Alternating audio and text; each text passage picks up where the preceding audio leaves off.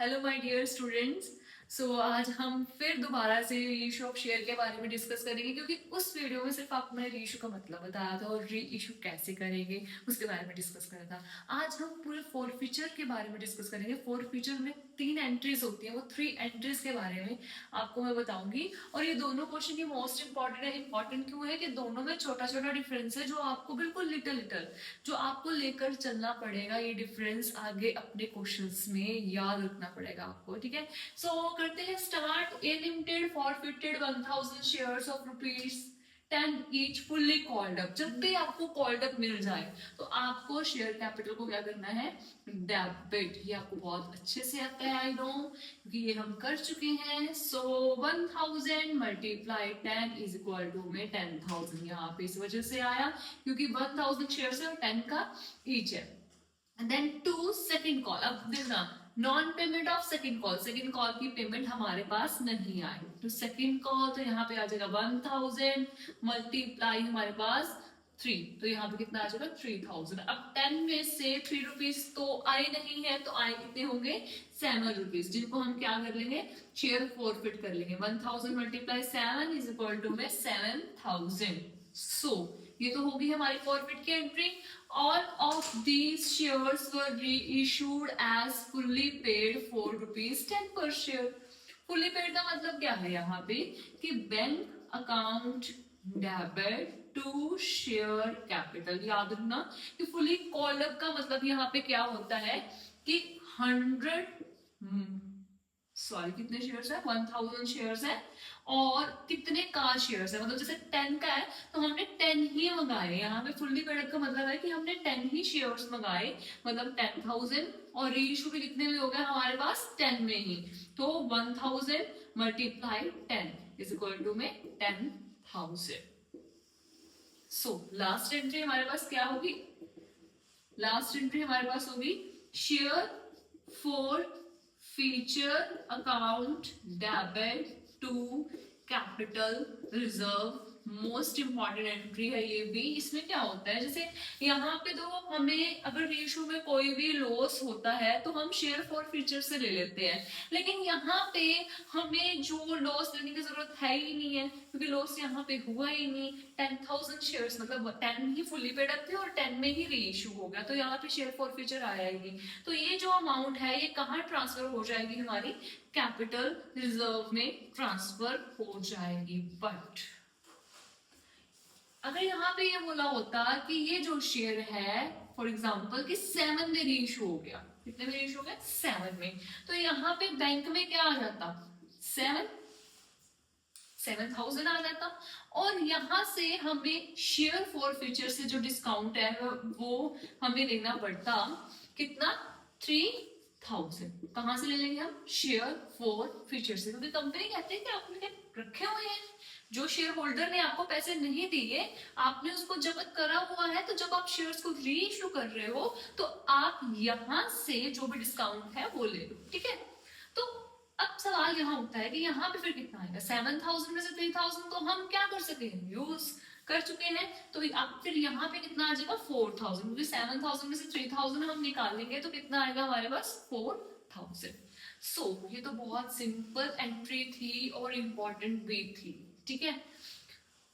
Next अब इस question में क्या है, इस क्वेश्चन में थोड़ा सा चेंज है जिसको आपको बहुत ही ज्यादा ध्यान से सुनना है, क्योंकि ध्यान से ना सुनने की वजह से आपका जो क्वेश्चन है वो गलत हो सकता है।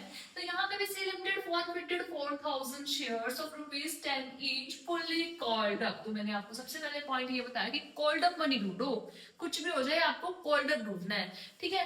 तो क्या हो जाएगा यहाँ पे शेयर कैपिटल अकाउंट डेबिट हो जाएगा आपके पास 4,000 मल्टीप्लाई 10 इज 40,000।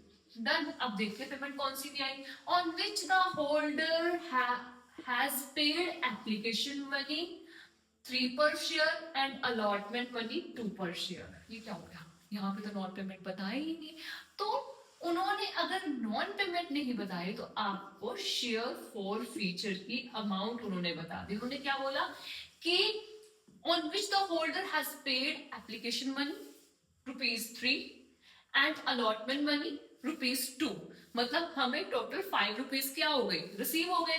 तो ₹5 हम क्या कर लेंगे, फॉरफिट कर लेंगे। 4 5 20,000। देन अब ₹5 आ गए हैं, तो हमारे पास ₹5 नहीं आए होंगे, तो वहां क्या आ जाएगा, टू कॉल इन एरियर। कितना आ जाएगा हमारे पास, 4,000 मल्टीप्लाई 5, तो यहाँ पे आ जाएंगे 20,000। डन। अब वही बात है कि अब हमारे पास री इशू की एंट्री है, तो फॉरफिट कर, जब आपने फॉरफिट करना है तो री इशू की एंट्री को एक बार भूल जाया करो, क्योंकि बच्चे क्या करते हैं कि री इशू की एंट्री पढ़ने से उनके जो फॉरफिट की एंट्री है वो सारी खराब हो जाती है। ठीक है, तो फर्स्ट ऑफ ऑल आपको फॉरफिट की एंट्री करनी है, उसके बाद हम री इशू पढ़ेंगे। Out of this 3,000 shares were reissued as fully paid, as fully paid. मैंने आपको बोला ना, फुल्ली पेड का मतलब है कि bank account debit to share capital. तो यहाँ पे फुल्ली पेड का मतलब है कि 3,000 शेयर्स जो हैं वो फुल्ली पेड है, मतलब हमारे पास, हमने तो, कंपनी ने तो 10 ही 10 के 10 मंगवाए हैं। ठीक है, मतलब कंपनी ने फुल्ली पेड कर लिया, 3,000 मल्टीप्लाई 10, मतलब 10 यहाँ पे आएगा शेयर कैपिटल। शेयर कैपिटल की अमाउंट जानना बहुत ज्यादा जरूरी है, क्योंकि तभी हमारी जो अमाउंट है वो सही आएगी। Fully paid as at the rate 7 per share. Upon ratio कितने में हुआ है, फुल्ली पेड मांगे तो 10 थे, लेकिन आए कितने, 7। तो यहाँ पे बहुत अच्छे से पता है, 3,000 मल्टीप्लाई 7, 3 7 21,000। अब हमें डिस्काउंट कहां से लेना पड़ेगा, हमें डिस्काउंट लेना पड़ेगा शेयर फॉर फ्यूचर से। कितना, share forfeiture account debit. तो यहाँ पे आपको बहुत अच्छे से पता है कि यहाँ पे 9,000 ले लेंगे, ताकि हमारा जो है 30,000 कंप्लीट हो सके, हमारा डिस्काउंट कंप्लीट हो सके।